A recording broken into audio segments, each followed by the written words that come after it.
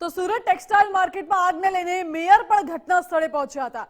Mayor Dakshesh માવાણીએ ઘટના સ્થળ પર પહોંચી સમગ્ર મામલાનો તાગ મેળવ્યો હતો। આગને લઈને દક્ષેશ માવાણીએ નિવેદન આપ્યું। પાવર સપ્લાય ફરી ચાલુ કરતા આગની ઘટના બની હતી। તપાસમાં જે પણ કસૂરવાર હશે તેની સામે પગલાં લેવામાં આવશે। પાલિકા કમિશનર શાલિની અગ્રવાલ પણ ઘટના સ્થળે પહોંચ્યા હતા। પાલિકા કમિશનરે આગને લઈને અધિકારીઓ પાસે તાગ મેળવ્યો। અત્યારે 80% આગ કાબૂમાં છે। હજી આવનાર 3-4 કલાક અમને લાગશે। અત્યારે કોઈ વ્યક્તિ અમને જાણવા મુજબ કોઈ વ્યક્તિ બિલ્ડિંગમાં ફસાણું નથી। ગઈકાલે જ્યારે આગ લાગી હતી ત્યારે આ સ્થળ પર સંપૂર્ણ આગ કાબૂમાં આવી ગઈ, પછી જ અધિકારીઓ સ્થળ છોડ્યું છે।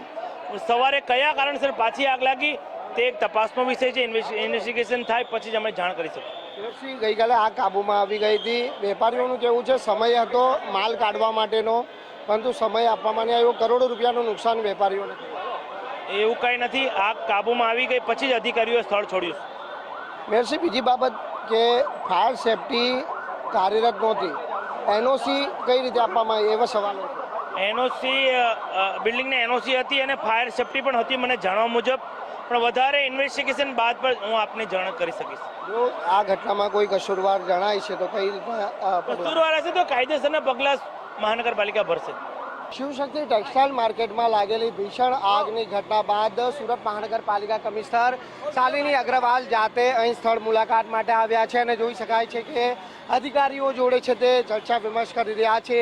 જે ઘટના બની છે તે ઘટના અંગેની તેઓ દ્વારા હાલ જાણકારી પણ છે તે પ્રાપ્ત કરવામાં આવી રહી છે। કેટલા સમયમાં આગ ઉપર સંપૂર્ણ કાબુ મેળવી શકાશે તે અંગેની જે તમામ જાણકારી છે તે અહીં મેળવવામાં આવી રહી છે।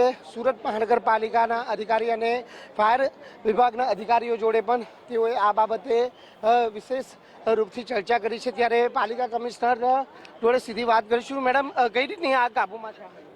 અત્યારે આગ બુઝાવવાનું કામ ચાલી રહ્યું છે અને પોલીસ અને ફાયરની ટીમ બંને આગ બુઝાવી રહી છે।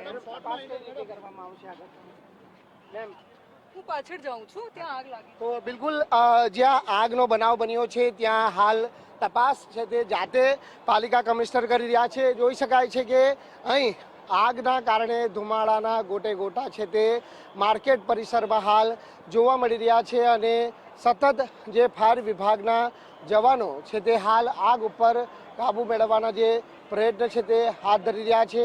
સુરત ફાયર વિભાગનો મોટો કાફલો છે તે હાલ પણ આગ ઉપર કાબૂ મેળવવા માટે પ્રયત્નશીલ છે અને જે પ્રમાણે 3 થી 4 કલાક હજી સુધી આ આગ પર કાબૂ મેળવવામાં લાગી શકે છે તેવું પણ હાલ અનુમાન ફાયર વિભાગના જવાનો દ્વારા લગાવવામાં આવી રહ્યું છે। કેમેરામેન અક્ષય પાટીલ સાથે રાકેશ બ્રહ્મભટ્ટ, ગુજરાત ફર્સ્ટ, સુરત।